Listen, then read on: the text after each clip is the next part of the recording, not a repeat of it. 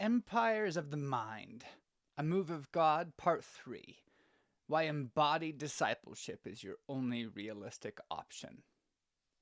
In the catacombs of Rome, a very strange thing was about to occur. It was the day before Pentecost, and at twilight, a man named Philip had entered the tunnels to pray. It was probably safer to do so below ground, for Rome was volatile. To the east, it faced the equivalent of a civil war. To the north, a new kind of Germanic revolution, and everywhere, religious sects proclaiming Jesus as Lord inspired envy, suspicion, and fear. The year was 1544, and it was not an easy time to follow Jesus.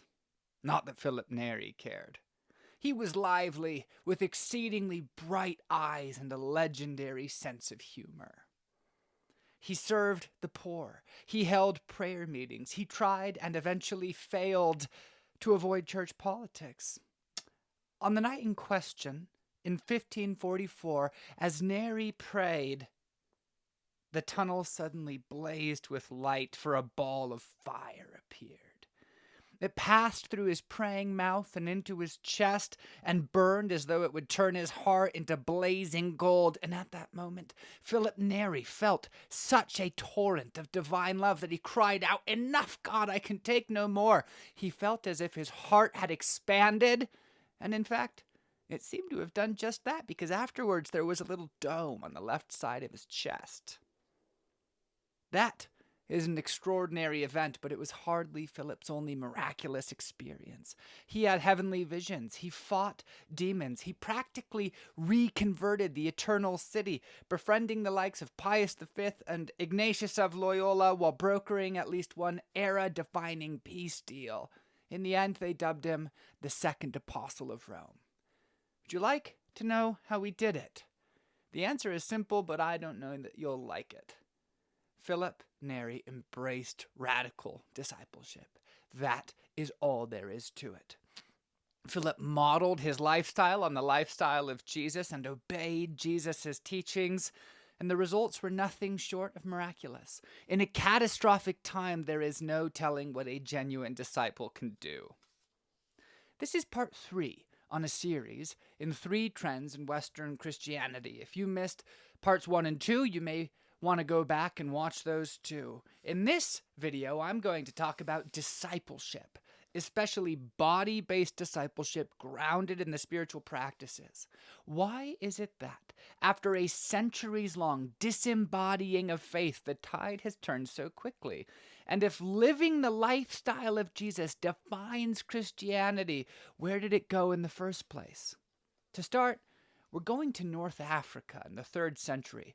We need to get a picture of ordinary Christian life, and to do that, it's often easier to examine another century or another millennium. Part 1, Embodied Faith. If you were a spiritual seeker in Carthage in 250 AD and you wanted to attend a church gathering, you'd have a problem. That was not allowed. The gatherings or love feasts Christians held were closed to outsiders. If you wanted to hear the apostolic letters or the pastoral addresses of the great Christian shepherds, St. Cyprian, for example, you couldn't do that either. Teaching was for established Christians. Note, the latter point rankled some Christians, including Cyprian's biographer Pontius. If the pagans could have heard Cyprian in full flight, reasoned Pontius, they probably would have believed at once. Get that man a podcast, was his thought. The pagans would hear and believe. In fact, almost every form of Christian worship that was recognizable as such was closed to outsiders. They knew that worship services were to glorify God and edify the faithful, wrote the scholar Alan Kreider, not to evangelize outsiders. Of course, that is the inverse of the evangelical playbook, and so the question quite naturally arises, how did Christianity spread? It is a fact that Christian influence grew at an extraordinary rate, not in spite of, but in proportion to Christian secrecy. How did they do it? It turns out, Cyprian explained, "Beloved brethren," he wrote, "we are philosophers not in words but in deeds. We exhibit our wisdom not by our dress but by truth. We know virtues by their practice rather than in boasting of them. We do not speak great things, but we live them." We do not speak great things, we live them. How's that for a bumper sticker? In fact, it may have been an early Christian slogan. 50 years earlier, the North African Christian Menutius Felix said the same thing. The point is, in its first 3 centuries, embodied behavior defined Christian life. Christianity spread because Christians adopted the radically alternative lifestyle of Jesus. Note, there is evidence for this in almost all patristic writings. The aforementioned Alan Kreider describes Tertullian's emphasis on bodily behavior this way, quote, "The outsiders looked at the Christians and saw them energetically feeding the poor and burying them, caring for boys and girls who lacked property and parents, and being attentive to aged slaves and prisoners. They interpreted these actions as a work of love, and they said, 'Vide, look, how they love one another.' They did not say, 'Aude, listen to the Christian's message.' They did not say, 'Lege, read what they write.' Hearing and reading were important, and some early Christians worked to communicate in these ways too. But we must not miss the reality. The pagans said, 'Look, Christianity's truth was visible. It was embodied and enacted by its members. It was made tangible, sacramental.'" That is extraordinary. You could, in no uncertain terms, pick out a Christian in a crowd. They had a different lifestyle. That may be why, in the bulk of the New Testament, the followers of Jesus are not called Christians, though the word does occur 3 times, but people of the way. If you'd like some verses, you should visit the post. Since then, things have declined somewhat, wouldn't you say? But let's pause before unpacking that decline to define our terms, because what we're talking about when we talk about embodied faith is, in a word, discipleship. Part 2, discipleship. If you'd like to read an excellent introduction to Jewish education at the time of Christ, read Education and the Study of the Torah from the ponderous tome, The Jewish People in the First Century, History, Geography, Political History, Social, Cultural, and Religious Life and Institutions. It's in Volume 2. There you'll learn that, especially after the Babylonian exile, the Judeans were swifty-level fanatics when it came to formal study. There were 3 levels of education, and all 3 revolved around the Torah. They were Bet Sefer, the house of the law, Bet Talmud, the house of learning, and discipleship. That 3rd level tells you why we're talking about Jewish education at all, but stay with me while I unpack the system. 1. Bet Sefer was, in essence, grade school. Starting around age 5, students learned the alphabet from the Torah, reading from the Torah, and writing. Guess what texts they copied? By age 12, the kiddos were done. Almost everyone got married or went off to learn a trade. 2. Bet Talmud, also called Bet Midrash, came next. According to the scholar Shmuel Safrai, quote, "At the age of 12 or 13, a boy finished his studies at school. If he was gifted and so inclined, he went on to Bet Midrash to sit at the feet of teachers of the law with other adults who studied Torah in their spare time. That lasted several years and was primarily reserved for the ancient equivalent of STEM professions, think teachers of the law and scribes." 3. Discipleship. If level 2 was rare, level 3 was exceedingly so. By way of example, one of the greatest rabbis of all time, Hillel the Elder, had no more than 200 disciples in his lifetime. A teacher at your average public high school will have more students every year. According to Safrai, quote, "If the boy showed further ability and willingness, he might even after some years go to one of the famous sages and stay with him." End quote. Men, and pretty much only men at the time, followed a famous teacher. They learned his teachings, called his yoke and his way. The 2 went together. The disciples learned teaching, which could include law, astronomy, philosophy, and even versions of mystical practice, and practice at the same time. The practice was called attending the sages and was, shall we say, hands-on. Quote, "Learning by itself did not make a pupil, and he did not grasp the full significance of his teacher's learning in all its nuances except through prolonged intimacy with his teacher. through close association with his rich and profound mind. The disciples accompanied their sage as he went to teach, when he sat in the law court, when he was engaged in the performance of meritorious deeds such as helping the poor, redeeming slaves, collecting dowries for poor brides, burying the dead, etc. The pupil took his turn in preparing the common meal and catering for the general needs of the group. He performed personal services for his teacher, observed his conduct, and was his respectful, loving, humble companion.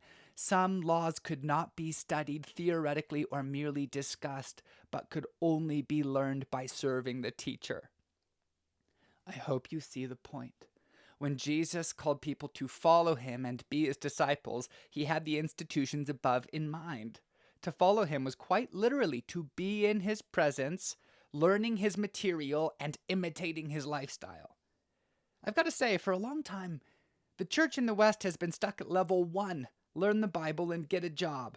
We are putting Christians through a program that is about as rigorous as first century grade school. That is not enough. As John Mark Comer puts it, if we are going to be disciples, we have to orient our lives around 3 goals. Do you know these? 1, be with Jesus. 2, become like Jesus. 3, do what Jesus did. It's no wonder that we find such a resounding emphasis on lifestyle in the first 3 centuries of Christianity. To be a Christian was to apprentice to Jesus. In fact, forming people into the image of Jesus through a common lifestyle was so common that Tertullian could emphatically proclaim Christians are made, not born. Once you realize that being a Christian is a matter of practice, you'll see the idea everywhere. The Catechism of the Catholic Church says, human virtues are acquired by deliberate acts and by perseverance, ever renewed in repeated efforts that are purified and elevated by divine grace. With God's help, they forge character and give facility in the practice of the good. Likewise, in his 400 texts on love, Maximus the Confessor writes, he who loves God lives the angelic life on earth, fasting and keeping vigils, praying and singing psalms, and always thinking good of every man. Likewise again, the Orthodox Metropolitan Anthony of Shiraz wrote, disciples of Jesus must be disciplined people, since it is only when we set ourselves firmly to do the will of God that God's grace finds an opening into our life. Do you see the point? If you want to become like Jesus, you have to live his way instead of living the lifestyle of the world. And yet, in a large part of the Western Church, that went away. In fact, if you were to fall asleep in 250 AD and wake up over 1,000 years later when Johann Tetzel was hawking indulgences in Germany, I don't think you'd recognize the church. So what happened? Part 3, decline. Remember that saying from early Christianity, we do not speak great things, but we live them? By 381, things had changed. During the Second Ecumenical Council in Constantinople, a famous theologian, Gregory of Nyssa, dryly remarked, the whole city is full of it. The marketplaces, the crossroads, the squares, the alleyways, old clothes men, money changers, food sellers, they are all busy arguing. If you ask someone to give you change, he philosophizes about the begotten and the unbegotten. If you inquire about the price of a loaf, you are told by way of reply that the Father is greater and the Son inferior. If you ask, is my bath ready? The attendant answers that the Son was made out of nothing. In a very short time, radical love had been supplanted by theological wrangling. No wonder, by the Second Ecumenical Council, you had an imperial church. Surely you've heard before that, generally, when the church gains worldly power, it strays from Jesus' mission. Of course, there's more to it than that. It's good for the teachings of Jesus to infiltrate worldly governments, and it's good for people formed in the way of Jesus to shape culture. Want some examples? The idea that the strong shouldn't dominate the weak is Christian. The idea that men should not sexually dominate women is Christian. The idea that all people have inherent dignity is Christian too. When those ideas shape national policies, that's a good thing. Also, it's easy to overlook the extraordinary cultural achievements that came from Christians in power. You don't find many critics saying Chartres Cathedral is ugly, is what I'm saying. And the public education system that is a Christian inheritance is generally valued. But alas for us, the point remains. The more wealth, pleasure, power, and honor the church has, the greater the danger becomes that the church will stray. In other words, when Christians are accepted as another religion, they often start to act like one. To use a modern example from the Orthodox tradition, there is, in Kallistos Ware's estimation, in the estimation of virtually all historians, a correlation between the degree to which a local church cooperated with communist governments and the degree to which it declined. Quote, "There was a heavy price to pay for the relative toleration that Romanian Orthodoxy enjoyed. Church life was closely supervised in all its aspects by the secret police, and this meant that, by the time Sasov fell in December 1989, the church's moral authority had been gravely impaired because of its cooperation with the hated regime. The Church of Serbia enjoyed under communism less outward prosperity than the Romanian church, but it maintained a much greater inner independence. In many cases, that cooperation was quite extreme, but it's not only the Orthodox Church that does that. Unfortunately, Christian decadence is not our only problem. In my last post, I mentioned René Descartes and the modern project that placed the mind and not the body at the center of understanding. That idea had some interesting downstream consequences, including this one. Here in the 21st century, people think it's possible to understand something they cannot actually do. That is nothing short of revolutionary, but it was hardly the last innovation of the modern period. The modern era, since 1500, give or take, has been a time of widespread fragmentation. Believe me, I would love to bore you to death talking about it, but I won't. Instead, I'll say that here in late modernity, we have inherited a world of divided spaces. Some things are sacred, others are secular. Some things relate to the mind, others to the body. Some things are private, others are professional. A literary example may be helpful here. Did you have to read Great Expectations in high school? If so, you remember John Wemmick. He was Charles Dickens's picture of a divided soul. At home, which was literally built like a castle, John Wemmick was affable, generous, and easygoing. At work, he was cold, calculating, and stoic. "The office is one thing," says Wemmick. "Private life is another. When I go into the office, I leave the castle behind me." Poor Wemmick. He lived a fragmented life. The thing is, we live in a similarly divided world. We do the same thing. We can be Christian at home and American at work. We can pray in our heads and be downright rude with our mouths. We can treat cathedrals with reverence and forests with disrespect. Divides like these are especially apparent in Christian practice. In 2020, a whopping 43% of Americans identified as Christian. When asked if they had attended a church service in the past month, only 25% of those said yes. In a more recent poll, 55% of Americans say they pray. 94% of those do so alone and in their head. American prayer is so resolutely individual and internal that Barna titled its report on the practice Silent and Solo. Evidently, practicing the way of Jesus isn't something people do in public or out loud. That is madness. You cannot follow Jesus in your head. On this point, Jesus himself is very blunt. "By this, all people will know that you are my disciples if you have love for one another." John 13:35.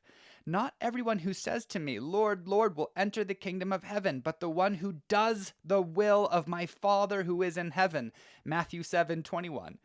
"Everyone then who hears these words of mine and does them will be like a wise man who built his house on the rock, and the rain fell and the floods came and the winds blew and beat on that house, but it did not fall, because it had been founded on the rock. And everyone who hears these words of mine and does not do them will be like a foolish man who built his house on the sand, and the rain fell and the floods came and the winds blew and beat against the house, and it fell, and great was the fall of it." Matthew 7:24-27.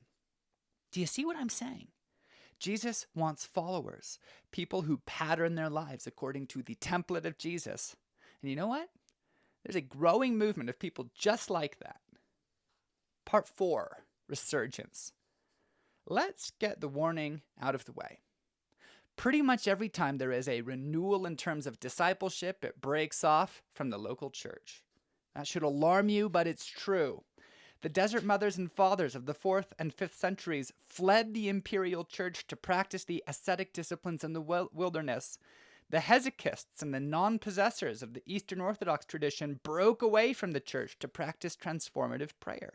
The Dominicans and the Franciscans of the Middle Ages left their local parishes to promote private lives of radical discipleship. Even the Methodists left or were driven out of Anglicanism to pursue systematic discipleship. Friends, it happens almost every time, and it is a loss. If you steward authority in the local church, foster committed discipleship in your church. It will enrich your life. Anyway, I start with that warning because there is a renewal underway, and it's been growing for some time. You see evidence of that growth in surprising places. This year, John Mark Comer released his 3rd New York Times bestseller in a row. All 3 had to do with discipleship, and the 3rd even had Jesus' name on the cover. That's very rare for a best-selling book. The 2024 National Gathering for 24/7 Prayer had to switch locations because so many people wanted in. In a mere 5 years, Bishop Robert Barron's Word on Fire Institute has trained 25,000 people. Jeff Vanderstelt started a disciple-making program and almost accidentally launched a church-planting movement. The list really does go on. Admittedly, deep discipleship always has been and always will be a minority movement. The fact that a discipleship movement is visible at all is extraordinary. Ordinary Christians want more. I think it's finally picking up steam for a simple reason: pressure. It is no longer easy to be Christian. In his book, The Christian of the Future, the controversial Roman Catholic theologian Karl Rahner predicted something like this. The following quote is long and a bit dense, but it's worth it because at his best, Rahner was downright clairvoyant. Quote, "Men will not be Christians by custom and tradition, through institutions and history, or because of the homogeneity of a social milieu and public opinion. They will be Christians only because of their own act of faith, attained in a difficult struggle and perpetually renewed anew. Nowhere will there be any more Catholic nations, which put a Christian stamp on men prior to any personal decision. Everywhere the non-Christian and the anti-Christian will have full and equal rights, and may perhaps by threat and pressure contribute to give society its character, and may perhaps even coalesce in powers and principalities as forerunners and manifestations of Antichrist. That church will have been led by the Lord of history into a new epoch. It will be dependent in everything on faith and on the holy power of the heart, for it will no longer be able to draw any strength at all, or very little, from what is purely institutional." Woof. Do you see what Rahner predicted? The coherence that has been one of Christianity's many contributions to the West is going away. That has happened, and the little that lingers is fading. The big institutions are not making it easy for people to believe in and follow Jesus. What remains are small communities of deliberate practice. We're coming out of the clouds here, and the ground is rapidly approaching. Brace yourselves. What the discipleship trend means for the individual Christian is pretty simple. Embrace discipleship. All of us must, to borrow JMC again, reorient our lives around 3 goals: be with Jesus, become like Jesus, and do what he would do. There are no 2 ways about it. In times of decline, you cannot bob. In this work, I have 3 bits of excellent news. The first is that there's no better way to live. You were designed for union with Christ. You will like following Jesus. When my wife and I help folks in our church implement the rule of life, we have to spend quite a bit of time on this point. The lifestyle of Jesus is better than the lifestyle of the late modern Westerner. In this work, your desire for happiness can be a reliable guide. Do you want more joy, more spontaneous laughter, more gratitude, more wonder? Me too. Go all in on your discipleship. The second is that it's not that hard to start. Get the Lectio 365 app or the Pause app and use it daily. Go through the old Bridgetown Church Rule of Life workbook and adopt its recommended baseline practice. Your life will change. After that, you'll want to check out John Mark Comer's book, Practicing the Way, and then the John Mark Comer Teachings podcast in order. From the Roman Catholic tradition, Bishop Barron's Word on Fire Institute is worth the cost of admission. Just one recommendation from the Eastern Orthodox stream. Try Alexander Gusedis' workbook, Practicing Prayer. You can find the link in the post. It's very good. The third piece of good news is that in times like ours, ordinary disciples can punch way above their weight class. Remember Philip Neri? He was, all things considered, an ordinary man, not a genius or a prince or a born saint. Christians are made, remember? He took his apprenticeship to Jesus seriously. In no uncertain terms, he changed the course of history. There are dozens of similar stories. A short list would include Antony of the Desert, Catherine of Egypt, Benedict, Patrick of Ireland, Genevieve, Ignatius, Count Zinzendorf, Nicholas, Seraphim of Sarov, and John Wesley. There are others. When the world is in crisis, radical disciples often see the extraordinary. They get to be a part of God's marvelous work. Here, we begin to anticipate trend 3. Since that will be the subject of the next installment, I'll leave you with a question. Do you think Jesus is idle? I mean the question seriously. Do you think he is unmoved by the decline in Western Christianity and Western civilization generally? He is not. His eye is on the prize, and the Holy Spirit is hovering. The Father's plan has always been to reconcile all things to himself through Christ. God is moving.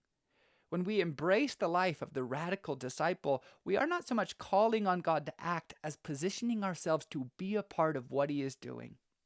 Put out your sails and be ready. Something is happening in the church that has not happened in an age, not in your father's time, not in your grandfather's time. But to unpack that is the subject of the next post. Until next time, I leave you with this ancient prayer. It's from Habakkuk 3. If there was ever an anthem for a time like ours, this is it. O Lord, I have heard the report of you, and your work, O Lord, do I fear. In the midst of the years, revive it. In the midst of the years, make it known. In wrath, remember mercy.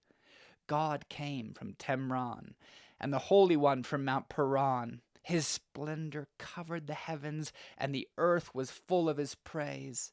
His brightness was like light.